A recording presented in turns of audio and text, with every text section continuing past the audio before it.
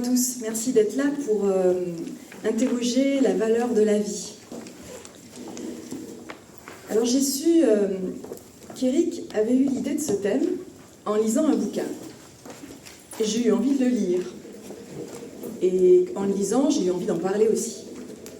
Donc il y aura des échos sans doute à l'exposé qu'il avait fait, que certains d'entre vous ont entendu, puisqu'on est parti du même ouvrage.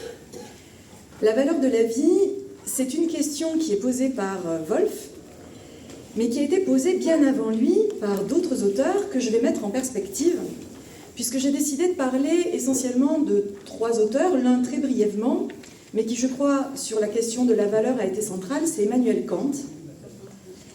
Ensuite, je traiterai d'auteurs dont parle Francis Wolff, à savoir Peter Singer, qui est un éthicien très célèbre, et je voulais le mettre en relation avec la proposition d'interprétation qu'en donne Francis Wolff, donc dans cet ouvrage, La vie a-t-elle une valeur? Et je voudrais mettre une citation de Francis Wolff en exergue de cette conférence, que j'ai trouvée magnifique, je vous la donne. Agir, c'est léguer. Agir, c'est léguer. J'ai trouvé cette formule magnifique. Il faut léguer quelque chose. C'est ça l'action, c'est le legs. Alors commençons d'abord par expliquer la différence entre des valeurs relatives et des valeurs absolues. Puisqu'au fond, on peut se demander si la vie, ce qu'il appelle dans son texte le vivant, a une valeur relative ou une valeur absolue. Autour de 1760, le philosophe Emmanuel Kant enseigne la morale à l'université et il produit un cours qui s'intitule « Leçons éthiques ». On voit bien que la question des devoirs l'intéresse. Il y est question des devoirs que l'on a envers les êtres qui nous sont inférieurs, dit-il, et ceux qui nous sont supérieurs. Les supérieurs étant bien sûr les êtres spirituels, Dieu, etc. Et puis les êtres inférieurs sont les bêtes. Et Kant, dans ce texte, explique que l'animal n'a pas conscience de lui-même, et c'est pour cela qu'il n'est pas une fin en soi, c'est-à-dire qu'il n'a pas de valeur en soi, on pourrait dire de valeur intrinsèque, c'est une autre manière de dire la chose, c'est-à-dire qu'il n'a qu'une valeur relative. Pour nous qui sommes biberonnés à l'écologie, ces énoncés sont particulièrement choquants.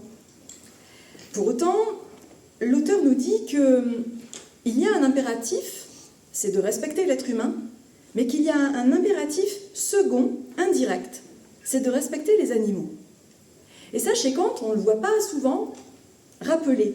C'est-à-dire que Kant n'est pas qu'un auteur de l'anthropocentrisme, c'est aussi un auteur qui, étonnamment, nous dit que nous avons des devoirs indirects à l'endroit des animaux. Autrement dit, il y a un enjeu, c'est que l'animal de lui-même n'a pas de valeur, mais que nous pouvons la lui accorder. Alors, ça ne sera pas la valeur que nous accordons aux êtres humains, ça ne peut pas être elle. Ça sera une autre valeur, une valeur seconde, une valeur indirecte. Non pas valoir quelque chose en soi-même, mais une valeur relative, valoir par rapport à quelque chose d'autre. Je voudrais le citer. Il parle du philosophe Leibniz qui faisait des expériences sur des petits vers de terre. Et il dit, Leibniz s'est servi d'un petit ver qu'il voulait observer, après quoi il le remit avec sa feuille dans l'arbre où il l'avait pris, afin qu'il ne subisse aucun tort à cause de lui. Il aurait été désolé de détruire sans raison une telle créature. Donc Kant, c'est quelqu'un qui défend aussi cette idée que ça n'est pas parce que l'animal n'a pas la même valeur que l'être humain, qui, dit-il, a une valeur en soi, que nous devons ne pas avoir de respect ou de considération pour les animaux vivants. Un petit extrait des fondements de la métaphysique des mœurs, qui est un texte important aussi de Kant, où il écrit ceci. L'homme compte parmi ses droits, celui de tuer les animaux, mais sans torture, ou de leur imposer un travail, à la condition qu'ils n'excèdent pas leur force, puisque nous sommes nous-mêmes soumis à cette nécessité. En revanche, il faut mépriser les expériences physiques cruelles que l'on pratique sur eux pour le simple profit de la spéculation, alors que le but pourrait être atteint même sans elle. Donc là aussi, un Kant qui est moins cliché que celui auquel on se réfère toujours pour dire qu'il valorise l'être humain et considère que seul l'être humain a une valeur, une dignité, dit-il, alors que les objets n'ont qu'un prix, et que si on considère que l'animal n'est qu'un objet, il n'a pas de valeur, il n'a qu'un prix. Contrairement donc à cette idée reçue, Kant est beaucoup plus subtil qu'on pourrait l'imaginer. Il considère qu'on peut user des animaux, mais pas abuser, qu'on peut utiliser sans tomber dans des excès, et surtout pas dans la cruauté. La cruauté étant toujours injustifiable intellectuellement. Et d'ailleurs, il s'en explique puisqu'il considère qu'à partir du moment où quelqu'un devient cruel avec un animal, il est potentiellement amené à être cruel avec des êtres humains par un effet de contagion. La personne qui ne respecte pas l'animal finira par ne pas respecter l'être humain. Je vous invite à aller voir des peintures de Hogarth, qui était un peintre anglais, H-O-G-A-R-T-H. Hogarth a fait des gravures qui s'appellent « Four Stages of Cruelty », les 4 étapes de la cruauté, en 1751. Et on a donc des scènes. On a un personnage, par exemple, qui est enfant, qui torture son chien, comme souvent les enfants, qui peuvent s'amuser avec des animaux, arracher les ailes des mouches, etc. Bon. Et puis adulte, eh bien, ce même enfant, adulte, frappe son cheval. Et puis, il tue sa femme. Voilà. C'est-à-dire que c'est comme si on avait une espèce de gradation qui justifie qu'on passe insensiblement du mépris de l'animal au mépris de l'être humain. Ça génère de vrais criminels. Alors chez Kant, toute chose a un prix. Le prix, c'est ce qui caractérise les choses. Le prix, c'est ce qui caractérise les choses parce que les choses, on peut les remplacer. C'est son argument. Kant est absolument convaincu que ce qui a un prix, ça peut être interchangeable. Donc, un objet, j'achète une voiture, elle a un prix, précisément parce que je peux en avoir une autre, pour ce même prix. En revanche, ce qu'il appelle estime, c'est-à-dire la valeur, fait que la personne n'est pas changeable, interchangeable, si on la prend comme être moral. Qu'est-ce que ça veut dire? Ça veut dire que, par exemple, on peut très très bien donner à quelqu'un un prix. La prostitution donne, par exemple, à l'affection momentanée un prix. On peut travailler, nous, êtres humains, et ça vaut salaire, c'est-à-dire que notre activité a un prix. Nous pouvons être objectivés, nous pouvons être fabriqués objets, nous pouvons être traités comme des objets et avoir un prix. Mais quand on considère que nous avons autre chose en nous, nous avons une valeur inestimable, ce qu'il appelle la valeur en soi. Et ça, seuls les êtres humains, dit-il, l'ont. Et il considère que si l'être humain l'a, c'est parce qu'il est capable de moralité. Il est le seul être capable de moralité. On reviendra sur ce point lorsque Wolff traitera la question de l'anthropocentrisme, mais la question de fond que je vais poser aujourd'hui, c'est de savoir si l'attitude de valorisation de l'être humain, donc dite anthropocentrée, est un crime odieux, incitant au mépris des animaux, ou est-ce qu'on peut tout à fait articuler correctement cet anthropocentrisme avec un vrai soin écologique.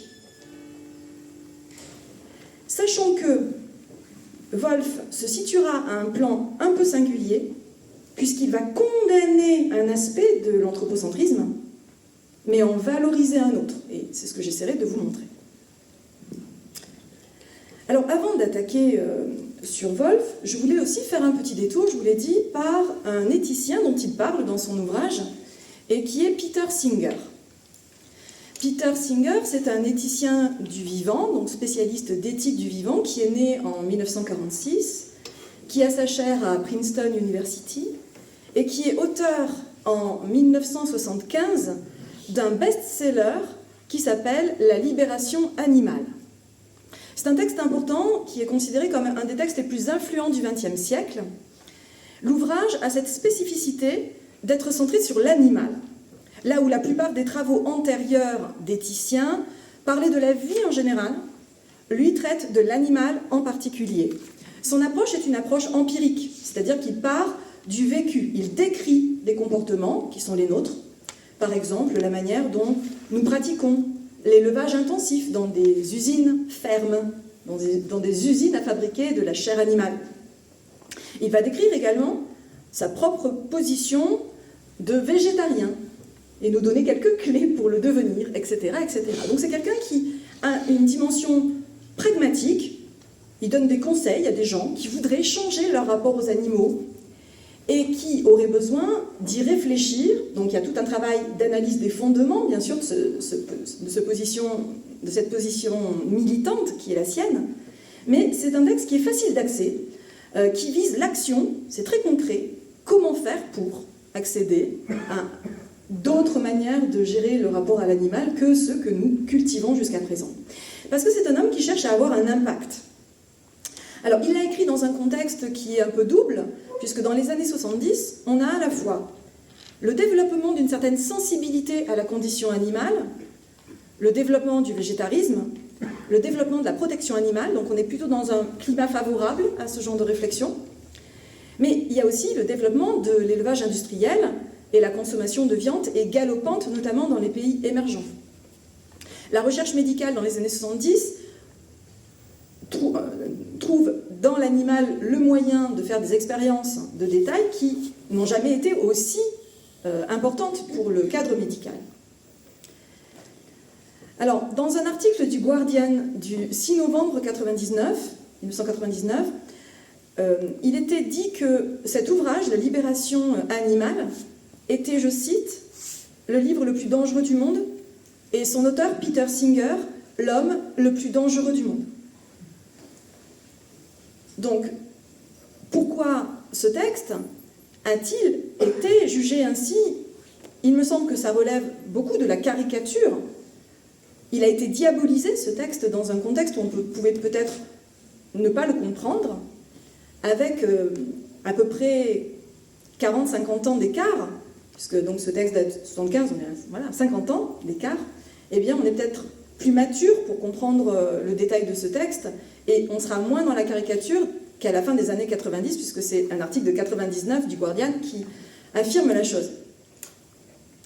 Alors pourquoi ce texte a été caricaturé, voire diabolisé? C'est parce que sa philosophie, elle heurte l'humanisme traditionnel. Alors d'abord, commençons par rappeler ce qu'est, d'après lui, l'éthique animale. L'éthique animale, c'est l'étude de la responsabilité morale que nous avons, nous, hommes, à l'égard des animaux, en questionnant leur statut moral particulier, nos devoirs envers eux, si nous en avons, si nous considérons que nous en avons. Est-ce qu'ils ont des droits, devoirs? Est-ce qu'on peut les exploiter sans tomber dans l'immoralité? Est-ce qu'on peut les tuer pour nous nourrir d'eux sans tomber dans la cruauté? Est-ce qu'on peut tester nos cosmétiques, nous vêtir d'eux, de leur fourrure par exemple, sans tomber dans la cruauté, etc., etc. Et le parti pris de Singer, c'est de considérer que tous les animaux sont égaux. C'est un parti pris qui est très particulier. Cette thèse fondamentale de l'égalité des animaux signifie que chaque animal a intérêt à vivre à égalité avec tous les autres. Dire que la mouche, par exemple, son intérêt, c'est de vivre. Le ver de terre, son intérêt, c'est de vivre. Votre chien, son intérêt, c'est de vivre. Il y a une égalité devant la valeur de la vie, en quelque sorte, devant la valeur que chaque être accorde à sa propre existence. Cette thèse, elle est développée notamment dans le premier chapitre de son ouvrage, où il nous dit que il n'y a pas plus de valeur pour un animal que pour un autre. Donc on va partir de cette idée d'une égalité de valeur, c'est-à-dire d'une espèce de quelque chose qui est lissé, qui est horizontalisé. Tout être vivant a autant de valeur qu'un autre. Or, rappelle-t-il, l'intérêt de l'homme, c'est de croire qu'il est autre chose qu'un animal, et qu'il n'est pas, s'il est un animal comme les autres. Donc, deux possibilités, soit on considère qu'on est vraiment autre chose qu'un animal, et là vous avez la perspective chrétienne, je suis le seul être à avoir été créé à l'image de Dieu, alors que les autres animaux n'ont pas été créés selon ce procédé, donc je suis différent, j'ai quelque chose de métaphysique en moi, soit je suis un animal comme les autres d'un point de vue biologique, mais j'ai quelque chose de plus, ce qui fait qu'à chaque fois, je suis suréminent dans cette catégorie des animaux, je me distingue. Alors l'auteur rappelle que nous sommes des animaux, bien sûr, et que nos différences, en tant qu'être humain, en tant que genre humain, ne justifient pas qu'on accorde davantage de considération à l'être humain qu'aux autres animaux. Il en appelle à une égale quantité de considération, qui présuppose donc cette égalité de valeur dont je vous parlais tout à l'heure. Le credo « les humains d'abord et les animaux ensuite », pour lui, ça ne tient pas, parce que c'est un credo anthropocentré, mais si on se plaçait du point de vue du chat, il dirait le chat d'abord, le reste du vivant ensuite, etc., etc. Chacun pourrait en effet se situer comme étant le centre de la considération. Et donc, il va appeler spécisme la faveur accordée à l'espèce humaine au détriment de toutes les autres espèces, et considère que le spécisme, qui favorise l'espèce humaine, donc, c'est un préjugé. C'est un parti pris en faveur des intérêts de l'humain, des membres de sa propre espèce, donc, à l'encontre des intérêts de toutes les autres espèces, ou de beaucoup d'autres espèces. Ce qu'il demande, c'est donc une égalité de considération des intérêts. Je reprends cette expression parce que c'est la sienne, égalité de considération des intérêts. L'égalité, chez Peter Singer, ça n'est pas un fait. Les animaux sont différents. Nous-mêmes, êtres humains, nous sommes chacun différents du voisin. Nous sommes inégaux. L'inégalité est de fait, mais l'égalité est de droit. Dans les droits de l'homme, nous attendons que l'égalité se conquiert, parce qu'elle n'est pas là de fait. Nous en avons besoin. Donc nous-mêmes, en tant qu'êtres humains, nous sommes différents, mais nous attendons qu'on nous donne un droit à l'égalité de traitement en tant qu'hommes. Et Peter Singer nous dit, nous sommes tellement différents qu'il y a des êtres très brillants, comme Isaac Newton par exemple, c'est son exemple. Newton est très très intelligent, mais ça ne donne pas plus de droit à Newton, pour autant, sur les autres hommes. C'est pas parce qu'il est plus intelligent, il devrait être traité différemment des autres hommes. Voici ce qu'il écrit. Si la possession d'un degré d'intelligence n'autorise pas un humain à en utiliser un autre pour ses propres fins, comment pourrait-elle autoriser les humains à exploiter les non-humains dans le même but ? Je reprends cette phrase, elle est intéressante, je vous enverrai toutes les citations, bien sûr, vous pourrez les remanier. Cette phrase nous dit « Moi, Newton, plus intelligent que le reste de l'humanité, ça ne me donne pas des droits supérieurs au reste de l'humanité. Donc, si l'être humain est plus intelligent que les animaux, appliquons le même raisonnement, ça ne donne pas de droits supérieurs aux autres animaux. » Alors, sur quoi appuyer cette thèse ? La prémisse des éthiciens de l'existence de ces droits-là, ouverts aux animaux, c'est l'existence d'une sensibilité animale. Les animaux sont sensibles, la plupart en tout cas d'entre eux le sont, il y a une capacité à souffrir, à éprouver du plaisir, et c'est une condition nécessaire pour avoir un intérêt. Qu'est-ce que c'est au fond la valeur de la vie ? La valeur de la vie pour l'animal, c'est de trouver du plaisir et de fuir le déplaisir. C'est de ne pas souffrir, de chercher plutôt à se satisfaire. Donc tout être qui est sensible va chercher son intérêt propre, davantage de plaisir, moins de déplaisir. Les animaux, donc, ont eux aussi des intérêts. Voici ce qu'il écrit à propos de la souris. Une souris a un intérêt à ne pas recevoir de coups de pied. Parce que si elle en reçoit, elle souffrira. Donc voilà, son intérêt à elle, c'est peut-être de fuir le chat et de ne pas recevoir de coups de pied des humains. Alors pourquoi les nôtres, nos intérêts, devraient-ils compter davantage que les leurs? C'est la question. Ça ne veut pas dire pour autant, donc, qu'il faille traiter tous les animaux de la même façon. C'est pas parce qu'il y a égalité d'accession à la considération, c'est pas parce qu'on a, en tant qu'animal, un droit à être considéré, qu'on a pour autant à être traité de la même façon. Alors il se trouve que Francis Wolff, c'est un grand aficionado. C'est quelqu'un qui adore la corrida et qui va bien distinguer des valeurs au sein du vivant, lui aussi. Et il me semble que déjà, chez Peter Singer, il y a cette idée qu'on ne traite pas un taureau bravo comme on traite un chat, ou comme on traite un bœuf, ou comme on traite un moustique. C'est pas le même traitement. Ça peut pas être ça. Sinon, on va tomber dans quelque chose d'absurde. Alors, ces thèses ont souvent été déformées parce que l'égalité de considération a souvent été confondue par l'égalité de traitement par les lecteurs de Peter Singer. C'est-à-dire qu'ils n'ont pas toujours compris qu'il ne s'agissait absolument pas de les traiter de la même façon, pas du tout. Il y a des traitements différents parce que chaque animal accorde à la vie une valeur différente.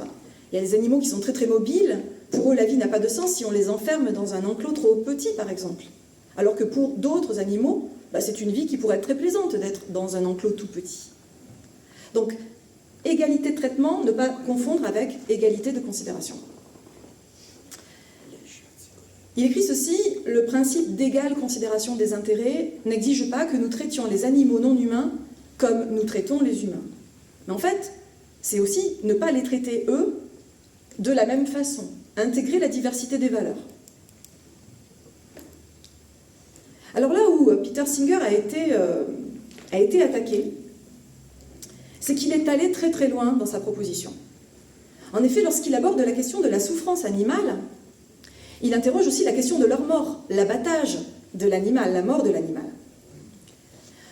On dit qu'il est mal, c'est un des commandements de Dieu, de tuer un être humain, tu ne tueras point, mais tu ne tueras point n'a pas de COD, c'est tu ne tueras point, tout court. La question c'est est-ce que tu ne tueras point un homme, est-ce que tu ne tueras point un animal?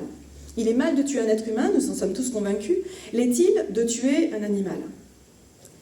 Et donc, l'action de tuer est souvent condamnée au nom du caractère sacré de la vie, et notamment de la vie humaine, parce que nous serions dotés d'âme, et que notre vie aurait ce petit plus que les animaux n'ont pas. Mais qu'en est-il lorsqu'on est face à un être humain qui n'a plus d'âme? Par exemple, Wolff, au début de son ouvrage, je dis bien Wolff, parce que c'est à lui que je me réfère cette fois, évoque le cas d'un jeune qui vient d'avoir un accident, qui est à l'hôpital, et qui est mort cérébralement, mais dont le cœur fonctionne encore. Il nous dit, qu'est-ce que c'est que ça? Est-ce que la personne est morte ou est-ce qu'elle ne l'est pas? Peter Singer va considérer qu'un animal vivant et en bonne santé a plus de valeur, a plus d'intérêt à vivre que cet être humain, qui est déjà en quelque sorte, on dit vulgairement, un légume, c'est-à-dire qui n'existe que parce qu'il est maintenu artificiellement en vie, mais qui n'a plus d'intérêt à vivre, parce que sa vie, ça sera être allongé sur un lit, sans aucune conscience, sans aucune vitalité. Donc il va très très loin, et on s'est dit, attention, c'est très très grave cette position de Peter Singer, parce qu'il est en train de dire que la vie d'un chimpanzé en bonne santé a plus de valeur que celle d'un nourrisson, ou d'un individu qui serait très très lourdement handicapé. Vous voyez, c'est tendancieux ce genre de représentation. Décider de demander à un médecin d'euthanasier un enfant atteint de troubles mentaux et physiques très très lourds par exemple, est-ce que ça a plus de sens que de demander d'euthanasier un animal qui lui était en pleine santé et qui aurait pu poursuivre son existence? Vous voyez, c'est ce genre de comparaison que produit Peter Singer.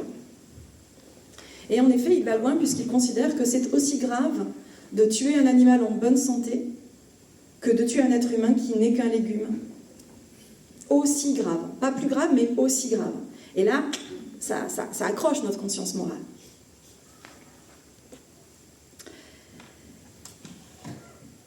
Alors, si on n'a aucun mal à euthanasier un animal qui souffre trop, vous le savez, il est facile, assez facile, en France, d'euthanasier un animal qui souffre trop. Il est encore interdit d'euthanasier un être humain qui est condamné et qui souffre beaucoup. Donc en fait, ça nous interroge aussi sur qu'est-ce que c'est que la valeur, hein? Qu'est-ce qu'on autorise pour nos animaux qu'on n'autorise pas encore pour les êtres humains, et pourquoi c'est si difficile pour nous d'autoriser ça à un être humain. Donc si Peter Singer a été attaqué, c'est qu'il est capable de concevoir que la vie d'un chimpanzé ne vaut pas moins que celle d'un handicapé mental. Il écrit ceci: tu es un individu qui préfère continuer à vivre, tu es un individu qui préfère continuer à vivre, donc qui a intérêt à vivre, parce qu'il est encore suffisamment en bonne santé pour avoir cet intérêt-là, n'est pas justifié par le fait de créer un nouvel individu doté d'une préférence à continuer à vivre. Entre un individu qui n'existe pas encore, comme un fœtus par exemple, c'est de ça dont il est en train de parler. Donc il est en train de parler de l'avortement. Entre faire avorter un petit être qui n'a pas encore le désir de vivre et tuer un animal qui a le désir de vivre, eh bien pour Peter Singer, il n'y a pas photo, il faut valoriser l'animal et accepter d'euthanasier le fœtus, enfin de procéder à une IVG. Vous voyez, donc c'est à la fois très intéressant, très moderne, mais un peu perturbant pour l'esprit. Il va très très loin puisqu'il voudrait abolir l'exploitation animale, c'est la thèse dite de l'abolitionnisme. Et il est assez frileux à l'idée du welfarisme, ce qu'on appelle le welfare, c'est le fait de continuer à manger de la viande, puisque l'abolitionnisme, à la fin, il n'y a plus de ferme du tout, il n'y a plus de production animale et on devient tous végétariens, hein, c'est ça son projet quand même. Hein. L'abolitionnisme, c'est assez radical.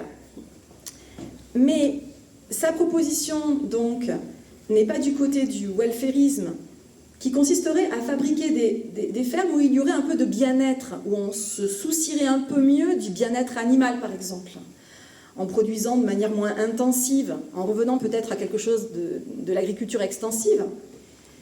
Peter Singer donc, milite en faveur de l'abolition, considère les grands singes comme des personnes, mais des personnes non humaines, donc perturbe complètement nos représentations classiques, et condamne donc cette espèce de frilosité qui serait le welfarisme, qui accepterait encore une position ni tu ni vous, et ne serait pas assez audacieuse dans son projet. Donc vous comprenez pourquoi on a considéré que ce monsieur était l'homme le plus dangereux du monde. C'est qu'à la fin, il est quand même capable d'inciter à euthanasier un enfant, à euthanasier un être humain, à lui préférer un animal. C'est-à-dire qu'il va très très loin intellectuellement. Et ce militantisme un peu fanatique, une vie purement végane par exemple, manque d'efficacité. Alors ce qui est intéressant, c'est qu'à la fin de son bouquin, Peter Singer est capable de dire que oui, il admet que sa position très radicale manque d'efficacité, et donc il va envisager que le welfarisme soit un moment de transition entre deux temps. Et pourquoi le concept d'abolitionnisme est intéressant, c'est qu'il nous dit, regardez, l'humanité pendant des siècles a vécu avec l'esclavage et ne concevait pas du tout qu'on puisse abolir l'esclavage. Ne le concevait pas. Il a fallu une phase intermédiaire pour abolir l'esclavage, qui s'appelle le monde ouvrier, en fait, hein, où les machines, vous savez que la grande proposition, c'était que la fabrication des nouvelles machines libère les hommes de l'esclavage. Hein, c'était ça qu'on croyait au 19e, que les machines allaient nous libérer complètement de l'esclavage. Et le fait que les machines se développent au même moment où on abolit, c'est pas un hasard. Eh bien, pour lui, c'est ce qui va se passer pour nous, c'est-à-dire qu'on aura une première phase où on ne voudra rien en entendre, où on voudra maintenir l'esclavage des animaux, puis on aura une deuxième phase qui sera welfariste, où on introduira un peu de bien-être à l'intérieur de nos machines à fabriquer de la chair et de la viande. Et puis, il y aura une prochaine étape qui est l'aboutissement absolu de son raisonnement, où on deviendra tous véganes. Ok, bon, là, c'était vraiment très très rapide, parce que c'est pas ce sur quoi je mets l'accent, mais c'est un auteur qui est extrêmement radical. Il nous dit très souvent que les spécistes, c'est ceux qui ne veulent rien en savoir, ils sont en train de manger leur viande et on commence à parler des conditions d'abattage dans des abattoirs où il se passe des choses pas très catholiques et ils disent « Arrêtez, arrêtez, ne m'en parlez pas, vous allez gâcher mon repas. Hein. » Et c'est vrai que l'attitude qui consiste à ne rien vouloir en voir, en considérer, bah, c'est une attitude qu'il dénonce, parce que c'est aussi une forme d'illusion, hein. On se berce d'illusion, on baigne dans l'illusion, et en effet, quand on ne voit pas le mal, bah, on n'a pas d'empathie, si on ne le voit pas. Hein, c'est comme, je ne sais pas, par exemple, acheter des vêtements chez Shein, au BHV à Paris, en disant, mais moi je ne veux pas savoir comment ça a été fabriqué, qu'il y a des petits gamins qui dorment à côté de la machine à coudre, et je ne veux rien en savoir, parce que moi ça m'a coûté 5 balles, et moi j'ai envie de porter un habit neuf tous les jours. Donc on peut c'est vrai, ne rien en savoir, et ça va produire un défaut d'empathie, un défaut de pitié. Rousseau le disait très bien, la pitié, ça naît du spectacle de la souffrance, mais du spectacle. C'est-à-dire, si on ne la voit pas, on ne la considère pas. Si elle est lointaine, on ne la considère pas. Donc, c'est ce que reproche Peter Singer, c'est de ne pas aller voir la réalité en face.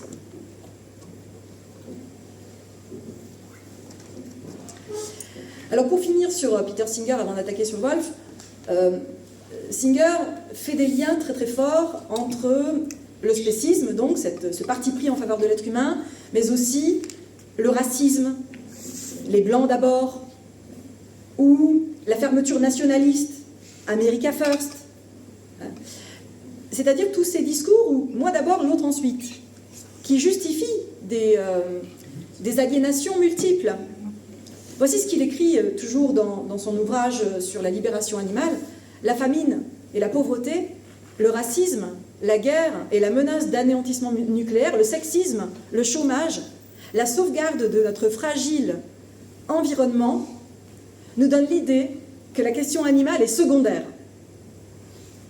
Et oui, c'est-à-dire on se dit, bah, il y a tellement de choses déjà qui ne vont pas dans le monde humain, et il fait la liste, qu'à la fin, bon, les animaux s'en tapent, quoi. D'abord, réglons le sexisme, ça sera déjà pas mal, ensuite réglons les guerres, les conflits, etc. Et puis après, on pourra éventuellement s'intéresser aux animaux. Je voudrais vous lire, pour finir cette petite partie sur Singer, ce que Woolf en dit dans son ouvrage, puisqu'il accorde quelques lignes à Peter Singer. La finalité de l'éthique, écrit-il, est selon lui, donc selon Peter Singer, de diminuer autant que faire se peut la somme des souffrances de tous les êtres susceptibles de souffrir, à quelque espèce qu'ils appartiennent et sans considération particulière de la nôtre. Donc là, vous reconnaissez l'argument de la considération de tous les êtres, quels qu'ils soient, pas plus la nôtre que la leur. Ainsi, il est déraisonnable de privilégier l'enfant né cérébralement déficient par rapport au chimpanzé en pleine possession de ses moyens. Ou, dans un naufrage, de sacrifier la vie d'un jeune chien bien portant plutôt que celle du vieillard malade. Avantager sa propre espèce parce que c'est la sienne, ou exploiter des vivants d'une autre espèce parce qu'ils sont d'une autre espèce, est aussi immoral que de privilégier sa propre race, donc le racisme, ou de réduire en esclavage des humains au prétexte qu'ils appartiennent à une autre race. Le spécisme, Peter Singer a popularisé il y a 50 ans cette notion et son antonyme l'antispécisme, serait, écrit Woolf, comme le racisme, une discrimination indue. Et là, vous avez vraiment cette comparaison entre l'attitude qu'on a à l'endroit des autres races, on fait pareil avec les animaux qui sont les autres espèces. Alors maintenant, on va aborder la proposition de Francis Wolff, qui est de dire que le vivant n'a pas de valeur intrinsèque, de valeur en soi, ce qui était quand même, vous l'avez vu, la position de Peter Singer. C'est-à-dire que Peter Singer prenait Kant, qui opposait le prix des choses, la valeur des êtres humains, et disait, la valeur, on l'accorde aussi aux animaux, à tous les animaux, quels qu'ils soient. C'était ça la proposition, c'était d'ouvrir la moralité kantienne aux animaux qui en avaient eux aussi besoin, parce qu'ils étaient des êtres de souffrance potentiels. Or, Wolff va nous montrer que le vivant n'a pas de valeur intrinsèque, c'est sa position, mais une valeur pour l'homme. Alors on pourrait se dire, alors retour à la case départ, quoi. Ce type n'a rien compris. Il retourne à un anthropocentrisme. Et c'est scandaleux, parce que ça veut dire que tous les efforts qu'ont fait les éthiciens anglo-saxons n'auront pas porté leurs fruits. C'est un peu plus compliqué que ça. Parce que Wolf va se faire le défenseur de ce qu'il appelle une écologie humaniste. Le concept n'est pas neuf, mais sa proposition, elle est assez originale, et c'est ce que je vais donc exposer rapidement. Le vivant, explique-t-il, c'est une notion qui est très très ambiguë et qui mène à des préoccupations assez hétérogènes et à deux préoccupations particulières, deux éthiques différentes s'occupent du vivant. Ces deux éthiques, on pourrait les appeler éthique animale, dont Peter Singer est l'un des grands représentants, l'éthique animale. Et puis la deuxième, c'est ce qu'on appelle l'éthique environnementale. Pas tout à fait les mêmes choses. Je vais essayer de vous rappeler ce qu'il en est de ces deux éthiques, en quoi elles diffèrent, et pourquoi, d'après lui, elles sont contradictoires, ces deux éthiques. Alors, il part de slogans qu'on trouve chez beaucoup de gens, chez les écolos, chez les animalistes, chez une gauche qui est en gros la France insoumise, etc. Ce sont des gens qui se revendiquent de ce qu'ils appellent le vivant, qui disent qu'il ne faut pas maltraiter le vivant, donc il y a tout un discours autour du vivant, et qui considèrent que l'anthropocentrisme, c'est une idéologie fatale qui fait rompre avec le monde de la nature, du vivant de manière globale, et que nous sommes, nous, êtres humains, des bourreaux, et que le monde autour de nous, la nature, le vivant, est la victime de ce bourreau. Donc, dans ce cadre-là, vous le constatez, anthropos, l'être humain, c'est l'ennemi à abattre. Hein. L'anthropos, c'est le problème. Et donc, la position de Wolf, elle est assez simple, c'est de dire que non, anthropos n'est pas le problème, c'est le problème et la solution tout à la fois. Alors, d'abord, je pars sur cette alternance éthique animale, éthique environnementale. Petite définition déjà de l'éthique animale, c'est quelle conduite avoir avec les bêtes, avec les animaux. Sous-entendu, les animaux non humains, puisqu'on a compris que les humains, c'est bon. On a géré, on a la morale, on a beaucoup de considération pour eux, enfin théorique, parce que je crois que concrètement, il y a encore beaucoup d'efforts à faire, mais enfin, théoriquement, la considération des animaux humains, check, c'est fait. Maintenant, il faut travailler sur celle des non-humains, des animaux non-humains. Et puis, il y a l'éthique environnementale, qui est la prise de conscience des crises écologiques en un sens plus large. Pas que les animaux, mais aussi le végétal, mais aussi l'air qu'on respire, l'eau qu'on boit, c'est-à-dire les éléments de la nature de manière globale. Le mot environnement est très très mal perçu, rappelle-t-il. Parce que quand on parle d'environnement, ça veut dire que c'est ce qui est autour, c'est ce qui environne. Donc c'est une notion qui est forcément anthropocentrée, et c'est ce que leur reprochent les théoriciens du vivant, qui préfèrent le mot vivant précisément parce que, ah non, environnement c'est encore trop. Mon environnement à moi, hein, petit homme qui se regarde le nombril, c'est encore ce qui m'entoure. Donc on va renoncer au terme d'environnement, on va renoncer au terme de nature, qui est trop connoté nature-culture, enfin cette opposition-là, elle fait trop entendre qu'il y a l'humain derrière. Donc on va utiliser le concept de vivant, et ça sera plus clair. Mais il y a donc deux éthiques qui se revendiquent toutes les deux du vivant. L'éthique animale se revendique du vivant, l'éthique environnementale se revendique du vivant. Et on préférera d'ailleurs le mot le vivant plutôt que le mot environnement. Ces deux éthiques, Wolf nous dit, elles sont justes, elles sont nécessaires, on en a besoin. Mais logiquement, elles sont inconciliables. Donc il va falloir quand même se positionner parce que l'une demande quelque chose, l'autre exactement le contraire. Et deuxième idée, il nous dit que le concept de vivant est bien commode. Je cite, il permet de mettre la poussière de leur conflit sous le tapis. Poussière sous le tapis des conflits entre ces deux éthiques, entre l'éthique animale et l'éthique environnementale. Donc lui, qu'est-ce qu'il va faire? Il va enlever la poussière de dessous le tapis et il va dire, voilà en quoi il y a conflit entre ces deux éthiques irréconciliables.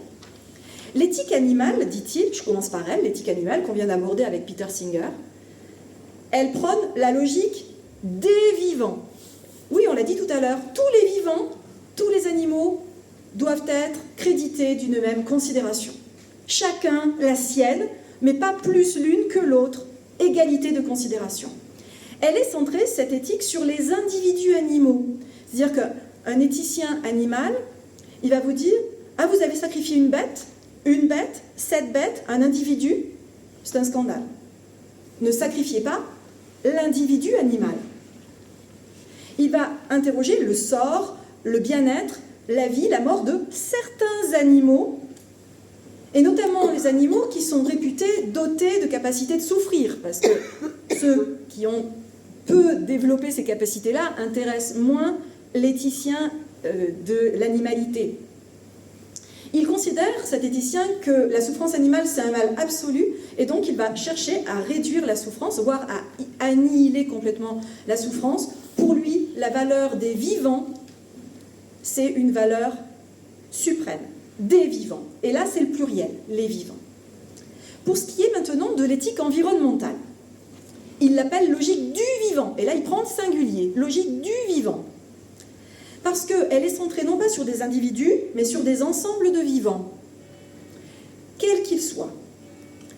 Rapport d'espèces entre elles, rapport d'espèces à leur milieu. Il faut lutter contre la dégradation de l'environnement de manière globale. Oh, tant pis s'il y a un animal qui meurt, tant que l'équilibre global de la nature, de l'environnement est préservé. Donc là, ça n'est plus le devenir de chaque animal pris séparément, de manière individuelle qui compte, mais qu'un équilibre soit maintenu, ce qu'on appellera globalement l'équilibre de l'écosystème. Par exemple, la richesse de cet écosystème, qu'il n'y ait pas la disparition d'une espèce. Là, c'est l'équilibre qui serait rompu. Si bien que la souffrance et la mort ne sont pas du tout centrales dans cette logique-là. Des animaux peuvent souffrir, des animaux peuvent mourir, tant que l'équilibre global est maintenu. La souffrance de certains n'est d'ailleurs qu'un avantage adaptatif par rapport à d'autres animaux qui ne savent pas souffrir et qui ne vont pas lutter pour la vie de la même façon que ceux qui n'ont pas cette capacité-là. Et la mort est positive, pourquoi? Parce qu'elle est même la condition de l'équilibrage. Parce que s'il y a par exemple des animaux qui pullulent, ben, l'équilibre est rompu, par contre s'ils meurent, ben, l'équilibre est rétabli. Donc il vaut mieux que ces animaux meurent, parce que pulluler, ce n'est pas la solution.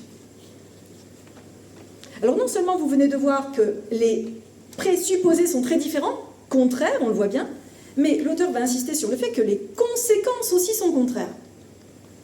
Il donne un exemple, je vous lis son exemple, il est hyper parlant. L'Australie peina pendant 1 siècle et demi, et presque jusqu'à nos jours, à se débarrasser de centaines de millions de lapins, proliférant sur son territoire, introduits accidentellement au milieu du XIXe siècle, et dont la reproduction incontrôlable saccageait le pays, allant jusqu'à menacer le maintien de la vie humaine. Les abattages massifs s'avérant inefficaces, les autorités durent se résoudre aux armes biologiques. Inoculation de divers virus avec plus ou moins de succès. Pour sauver l'équilibre écologique du pays entier, il fallut sacrifier des centaines de millions de mammifères en bonne santé. Là, vous avez le cadre de l'éthique environnementale, où on tue parce qu'il faut que l'équilibre soit restauré. À l'inverse, il a parfois été nécessaire de réintroduire quelques individus prédateurs pour réguler le rapport des loups en Europe, aux États-Unis, les guépards en Afrique du Sud, pour régler notamment la prolifération des élans à Yellowstone. Il a fallu introduire des animaux qui allaient lutter contre cette prolifération. Alors, un éthicien très très important qui s'appelle Tom Regan, R-E-G-A-N, parle à propos de la destruction des animaux pour rétablir l'équilibre écologique global de, je cite, fascisme environnemental. Fascisme environnemental. Parce qu'on tue des animaux. Donc lui, il est du côté de l'éthique animale. Il ne supporte pas l'idée que pour rétablir l'équilibre de l'environnement, on tue massivement des animaux. Voyez à quel point, finalement, ces deux types d'écologie ne peuvent pas s'entendre, en quelque sorte. Parce que l'une est heurtée par les principes de l'autre et les effets des choix de l'une sont inconcevables pour l'autre. Dans le Jura, par exemple, on a réalisé que des cerfs s'attaquaient aux chênes, et aux jeunes arbres en particulier. Donc il a fallu abattre l'année dernière, en 2024, 556 bêtes, ce qui a ému les animalistes, c'est-à-dire ceux qui étaient partisans de l'éthique animale. Par contre, qui a été plutôt valorisé par les éthiciens environnementaux, qui disaient « mais on a besoin de forêt, on a besoin de poumons, on a besoin de cet organisme complexe qu'est la forêt, et qui n'abrite pas que des cerfs. Si la forêt est détruite, c'est tout l'équilibre qui est rompu, alors que si on abat quelques cerfs, on le rétablit. » Alors, c'est vrai que les anglo-saxons sont plus sur le versant de l'animalisme, donc de l'éthique animale, et ne comprennent pas ce genre d'abattage. À propos d'un auteur qui est à l'origine de ce qu'on appelle le véganisme, Wolf écrit « Sa compassion est fertile en projets ravageurs ». Vous voyez, comme quoi, c'est ça le paradoxe, c'est que tu es compassionnel, mais au nom de la compassion, tu produis des systèmes idéologiques qui sont de l'ordre du ravage. Il avait proposé, cet homme, qu'on extermine tous les carnivores pour sauver les herbivores. Ce à quoi les écologistes environnementaux ont répondu que ça détruirait tous les déséquilibres de la faune et de la flore, et que si les herbivores étaient sauvés, soit il n'y a plus de carnivores, il n'y a que des herbivores, ils vont être en surnombre, du coup ils n'auront pas la même aisance pour se nourrir, ils tomberont dans des rapports de compétition accrue, et la compétition accrue pour des animaux qui sont en surnombre, c'est de la souffrance. Et hop, tu croyais échapper à la souffrance animale, elle passe par la petite porte. Alors, j'aime beaucoup l'ironie de Wolf, qui dit les herbes ne souffrent-elles pas aussi sous les dents des herbivores ? La morale, dit-il, de ces disputes est celle-ci. Même en l'absence de méchants prédateurs, la vie sauvage ne jouit pas de tout le confort moderne du XXIe siècle occidental. Eau courante, chauffage central, repas à domicile, SOS médecins, etc., dont bénéficie ou devrait bénéficier la vie domestique.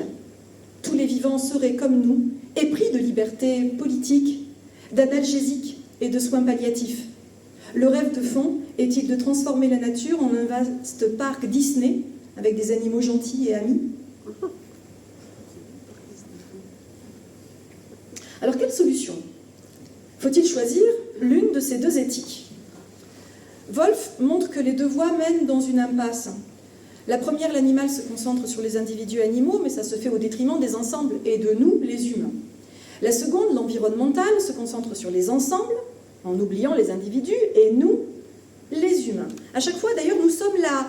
Le seul point commun de ces deux éthiques, c'est qu'elles nous détestent en quelque sorte, c'est-à-dire que l'humain est le grand bourreau des victimes animales. Alors la solution, dit-il, ça n'est pas du tout de passer outre ces débats et d'exploiter à l'infini les ressources ou de martyriser les animaux, de maltraiter les animaux, sûrement pas. Il faut défendre ces deux éthiques, dit-il, mais en leur donnant à l'une et à l'autre un fondement humaniste. Et voici ce qu'il écrit, je le répète, sommé de choisir entre le loup et l'agneau, nous devons d'abord considérer le point de vue de l'éleveur.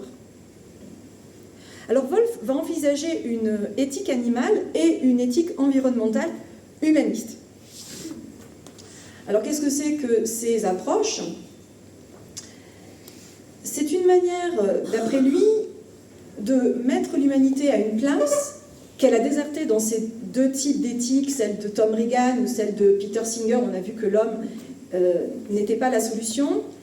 Et en effet, si on allait au bout de cette proposition, étant donné que nous sommes l'espèce la plus invasive, que nous sommes des super prédateurs, il faudrait qu'on s'auto-euthanasie en fait. C'est ça la solution.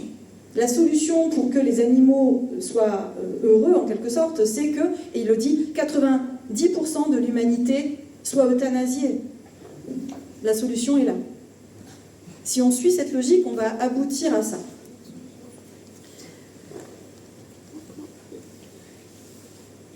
Alors, la proposition qui va être la sienne, c'est non pas un spécisme étroit, parce que retourner au spécisme étroit, c'est-à-dire dire l'homme est super éminent, il est le cœur de la création, il peut tout faire des animaux, les animaux lui appartiennent, il en est le maître et l'esclavagiste, c'est pas satisfaisant. On a envie aussi de participer à l'amélioration du sort des animaux et à l'amélioration de l'environnement, c'est une évidence. Donc il ne s'agit pas de retourner du tout à un spécisme, ce qui serait absurde. Mais l'humanité n'est pas que, dit-il, anthropocentrée. L'humanité est aussi capable de moralité. Elle est capable d'ouverture à autre chose qu'elle-même. Elle se soucie d'elle-même, mais elle est capable de se soucier aussi de quelque chose d'extérieur à elle-même. Voici ce qu'il écrit. Nous accordons nos soins et notre attention morale au nouveau-né.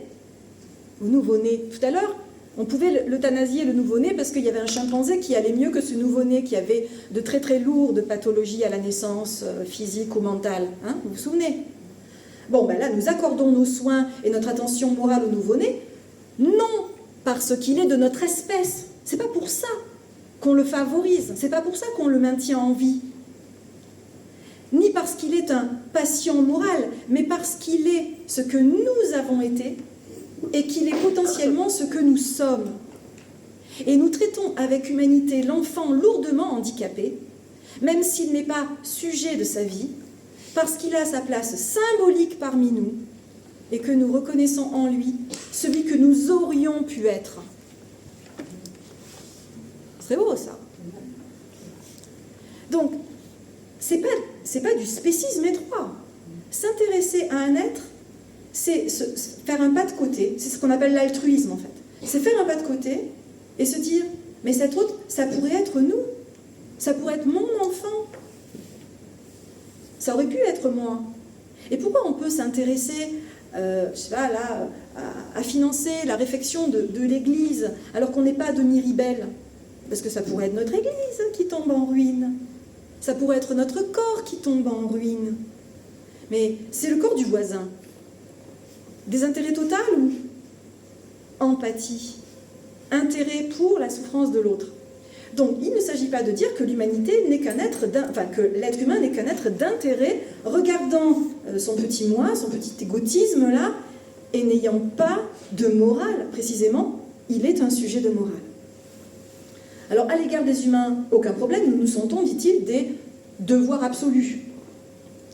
Mais nous nous sentons aussi obligés par rapport à d'autres êtres vivants, notamment envers les animaux avec lesquels nous avons noué des relations réciproques très puissantes. Et donc il dit, à l'endroit des animaux, nous avons des dettes, de plusieurs natures, ce n'est pas les mêmes. Par exemple, nous pouvons avoir une dette qui est liée à l'affect, parce que nous avons des animaux que nous aimons. Par exemple, les fermiers, mais ils aiment leurs bêtes. Mais il me semble que même dans l'élevage intensif, vous allez voir le fermier, vous lui demandez s'il aime ses bêtes, il aime ses bêtes. Je ne crois pas que... Enfin, il me semble que c'est trop facile de dire « Ah oui, dans l'extensif, ils aiment leurs bêtes, dans la petite ferme, hein, mais dans la grosse ferme, mais la plupart connaissent toutes leurs bêtes. » Donc, c'est pas si simple. Il faut quand même se demander ce qu'il en est. À part qu'avec certains animaux, on a un contrat affectif évident, par exemple, notre chien, notre animal de compagnie, alors qu'avec l'animal d'élevage, c'est un peu moins net. Mais pour en avoir parfois parlé avec des gens qui avaient des structures comme ça, où il y avait beaucoup d'animaux, ben, ils les aimaient, leurs animaux. C'est ce qu'on appelle le contrat affectif ici. Contrat affectif avec nos animaux de compagnie, une évidence. Un animal de compagnie avec lequel tu as un contrat affectif, tu ne le trahis pas, ce contrat affectif. C'est-à-dire que si tu la nourris tous les jours à telle heure, tu lui fais pas « Ah ben non, cette fois, tiens, je te nourris pas » ou « Je t'ai toujours accompagné, mais là, je pars en vacances et je te laisse au bord de la route. » Il y a un contrat qui est donnant-donnant. Tu me donnes de l'affection, je te la rends, tu vis sous mon toit, je t'accorde des soins, mais je reçois aussi ton affection. C'est contrat affectif. Depuis le néolithique, nous avons aussi des contrats de notre ordre qui est utilitaire qui est l'animal domestiqué, pas domestique au sens de l'animal de compagnie qui mange avec nous le pain, cum panem, avec le pain, compagnie, c'est ça, la compagnie c'est manger le pain ensemble, hein, mais qui vit dans la domus, c'est-à-dire dans notre maison. Domestique, ça veut dire qui vit dans la domus. Alors au sens large, puisque un enclos fait partie de la maison, donc si vous avez je sais pas, des poules, un poulailler, bon, ça fait partie des animaux domestiques. Là aussi, il y a un contrat. Parce que toi, animal plutôt opportuniste, tu es bien content de vivre pas très très loin, parce que moi je te donne un petit peu mes déchets, les restes de mon dîner, et tu n'as pas à aller chercher tout seul de quoi subsister. Mais je te donne mes soins aussi, et tu me donnes, je sais pas, ton lait, ta viande en retour. Alors, les welfaristes dont on parlait tout à l'heure ne sont pas qu'un moment épisodique avant le véganisme pur chez lui. C'est vraiment une option qui est importante à développer. Il dit que les welfaristes, ils incitent au respect strict de ce contrat-là.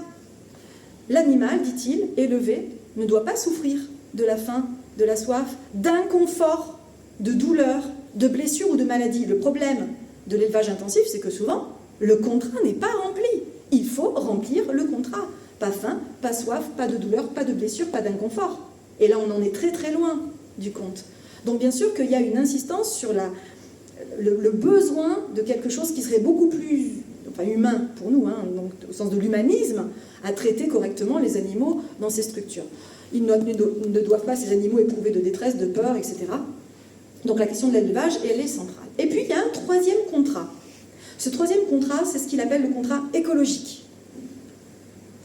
Voici ce qu'il écrit à ce sujet. Nous n'avons ni le devoir de libérer les proies des prédateurs, ni de soigner tous les mammifères, tous les poissons et tous les oiseaux du monde, ce qui ne nous empêche pas de recueillir l'oiseau tombé du nid ou le lapin blessé. Cependant, nous sommes liés par un troisième contrat à toutes les espèces sauvages, le contrat écologique, car nous avons une immense obligation vis-à-vis de toutes les espèces d'êtres vivants et de tous les écosystèmes de la planète, et plus encore vis-à-vis de l'eau, de la terre, de l'atmosphère, de la lumière, car elles rendent la vie, et en particulier la vie humaine, possible.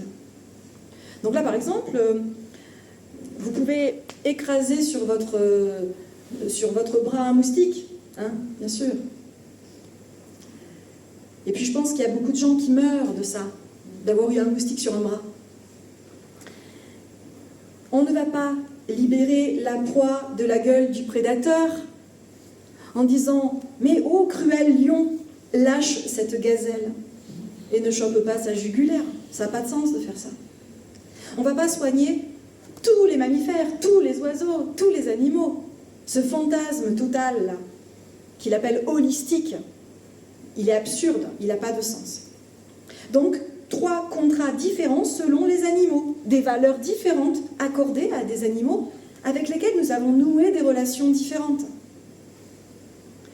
Alors, nos devoirs déjà sont très considérables, hein, parce que comme nous sommes des super prédateurs en tant qu'espèce, on se sent une très lourde responsabilité. Mais il dit aussi que nous sommes les seuls gardiens de notre planète. Nous pouvons agir. Et c'est là qu'il propose cette phrase dont j'étais partie, « Agir, c'est léguer ». L'anthropocentrisme, ça ne diminue pas, ça augmente notre responsabilité. Ça l'augmente notre responsabilité, car pour que la planète reste vivable aujourd'hui et demain, ben, il ne dépend que de nous. Donc, la biodiversité n'a pas une valeur intrinsèque, elle n'a de valeur que pour nous-mêmes. Est-ce que c'est scandaleux de l'affirmer? Il y a, dit-il, des espèces qui nous sont utiles. Nous pourrions les rendre inutiles. Par exemple, en devenant végétarien ou vegan. En faisant disparaître le taureau bravo, puisqu'il n'y aurait plus de corrida. Mais alors, au nom de l'équilibre, ces espèces auraient disparu, donc. Mais c'est ça, c'est problématique quand même. Nous pourrions considérer que c'est au nom de la diversité des espèces qu'il faut absolument défendre l'existence du taureau bravo, défendre l'existence de nos vaches différentes qui sont fabriquées par l'art humain aussi. Et il nous dit, c'est souvent au nom de l'argument de la beauté de la nature qu'on refuse la disparition d'une espèce rare.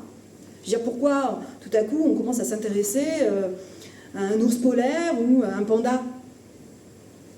Ils ne sont pas utiles, ces animaux-là. On ne les bouffe pas. Mais ils font partie de la beauté du monde et on ne veut pas sacrifier à la beauté du monde. Et là, Wolf est très fort parce qu'il rappelle que la beauté, ce n'est pas la beauté de quelque chose qui a une valeur en soi. La beauté est une relation à l'être humain qui contemple cette beauté. Il y a un anthropocentrisme à aborder le vivant comme étant beau, parce que c'est toujours quelqu'un, un homo aestheticus, un homme capable d'apprécier la beauté, qui peut dire « voilà ce qu'est le monde beau ». Et c'est au nom de cette beauté et de cette diversité qu'il faut absolument maintenir la diversité des espèces. Vous voyez, donc c'est pas si facile au fond. L'être humain, on essaye de l'éliminer, mais il faudrait éliminer l'argument de l'utile, soit possiblement on va le faire, on va éliminer du coup des espèces qu'on ne produira plus puisqu'on sera devenu végétarien et vegan. Mais alors, on perdra la beauté, qui est encore quelque chose d'humain, puisque c'est nous qui l'apprécions dans le monde.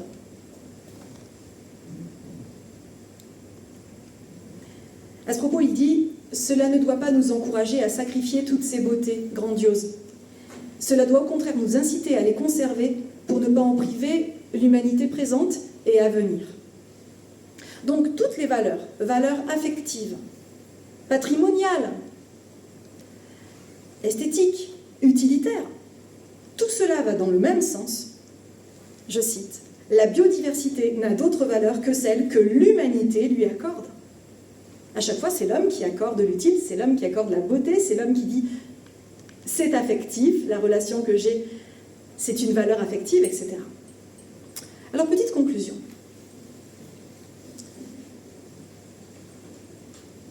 Est-ce qu'il faut prôner l'ensauvagement?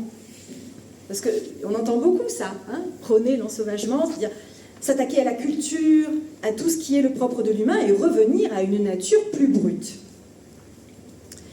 À ce propos, il dit, comme le savent tous les écologues, mais qu'ignorent beaucoup d'apôtres de l'ensauvagement, une forêt bien entretenue par des forestiers est plus riche en biomasse qu'une forêt laissée à l'abandon.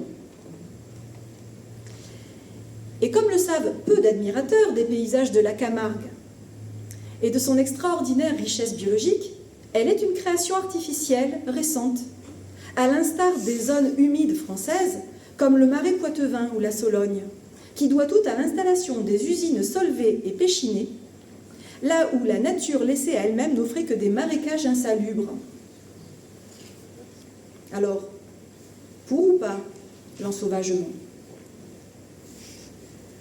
Wolf défend une éthique humaniste parce que le seul objectif d'une éthique environnementale, c'est la préservation dans les meilleures conditions possibles de la vie humaine présente et à venir et que ça implique, bien sûr, la préservation de la biodiversité. Mais d'après lui, il faut aussi préserver la partie la plus vulnérable de l'humanité. En effet, cette conclusion, elle doit nous rappeler que le bourreau, la victime, tout à l'heure, c'était homme-animal ou homme-environnement. Mais les hommes sont les premières victimes de ce qui a lieu. Alors, pas n'importe quels hommes, dit-il. Pas l'homme occidental qui vit au-dessus de ses moyens énergétiques. Mais tout un pan de l'humanité souffre, comme les animaux, de cet excès d'intérêt pour une assiette où il y aurait toujours de la viande rouge, pour des animaux de compagnie qui sont derrière le trafic de drogue le plus gros trafic qui soit, trafic des bêtes, un trafic énorme. N'oublions pas donc l'être humain. Sauvegarder la partie la plus vulnérable de l'humanité. Parce que les crises écologiques, elles sont un facteur aggravant de toutes les inégalités entre hommes. Alors, à l'expression utilisée par les écologistes, par les animistes, par LFI, nous les vivants, Wolf dit nous l'humanité. Pas nous les humains, nous l'humanité. Pas tout à fait la même chose. Pourquoi? Parce qu'il insiste sur le dépassement des clivages entre les humains. C'est pas nous les occidentaux, c'est l'humanité dans son entier. Or, il y a tout un pan de l'humanité, par exemple, qui a des animaux totems, des animaux sacrés, qui ne supporterait pas l'idée de devoir changer ses coutumes, ses relations indéfectibles avec des animaux, qui sont structurantes de la vie de toute une communauté. Sans cette communauté-là, d'animaux et d'hommes, dans des relations donnant-donnant, c'est l'homme qui s'effondre aussi. Je finirai par une très jolie citation. Les nationalismes divisent en l'humanité, peuvent causer sa disparition. Aucune politique environnementale n'est efficace si elle n'est pas planétaire, et aucune ne peut être raisonnable si elle n'est pas portée par le sentiment de solidarité des humains. La nature connaît les frontières des espèces, elle ignore les frontières politiques. Et cet auteur nous dit, la lutte, elle doit être cosmopolitique. Très très important. L'écologie, la vraie, ne peut être autre qu'une prise de conscience mondiale de tous les humains au coude à coude, et pas de certains partis contre d'autres. C'est pour ça que l'idée partisane d'appartenir à un parti qui dirait une chose contre un parti qui dirait le contraire, ça n'a pas de sens. Parce que c'est notre destin d'humain qui est en jeu. C'est pour cela qu'il appelle de ses voeux un engagement écologique cosmopolitique. Il dit que la lutte pour la nature, c'est en fait la lutte contre, je cite, les tendances centrifuges et délétères des replis identitaires. Arrêtez avec les replis identitaires, parce que ça vous empêche de communiquer avec les autres êtres humains et de forger le projet commun d'une humanité qui affronterait en entier la question de la disparition des espèces, de l'écologie repensée, etc. Or, dans nos temps troublés, c'est pas facile de faire ça. Parce que le seul régime, d'après Wolf, qui puisse faire ça, c'est la démocratie. Il dit, c'est le seul régime susceptible de reconnaître une valeur absolue à la vie de tous ses citoyens, de tous ses citoyens. Or, il y a un recul de la démocratie à l'heure actuelle, il ne vous aura pas échappé. Et lorsque on produit un engagement politique et qu'on voit à quel point il est tributaire de changements de personnel politique, c'est-à-dire que non, jamais les régimes en France ont été si rapidement évincés et remplacés, on ne sait même plus le nom de nos ministres, tellement ça va vite. La question politique est une question sur le long terme. Si elle traite d'écologie de manière sérieuse, il n'y aura que de la politique démocratique sur le long terme. Une politique de l'avenir. Or, la révocabilité des représentants politiques actuels, frénétiques, dans ces temps troublés, rend difficile la pensée d'une politique du long terme. Alors, il appelle de ses voeux une politique démocratique du long terme. Et quelqu'un l'avait fait quelques années plus tôt, c'était Virilio, dont j'avais parlé ici même il y a quelques temps. Virilio disait « J'aimerais un jour qu'il y ait un ministère du temps et qui ne travaille pas que sur le temps court, mais sur le temps long. » Et je crois qu'au fond, Wolf voudrait à peu près la même chose, un ministère du temps qui aborde l'avenir de notre humanité sur le temps long et pas simplement sur le temps court et sur le temps électoral. La question majeure pour l'humanité, ça n'est pas comment renforcer nos liens aux autres vivants, ce que croient les animalistes par exemple, mais comment accroître notre solidarité avec la partie de l'humanité à l'égard de laquelle nous avons contracté une dette climatique énorme. Merci beaucoup.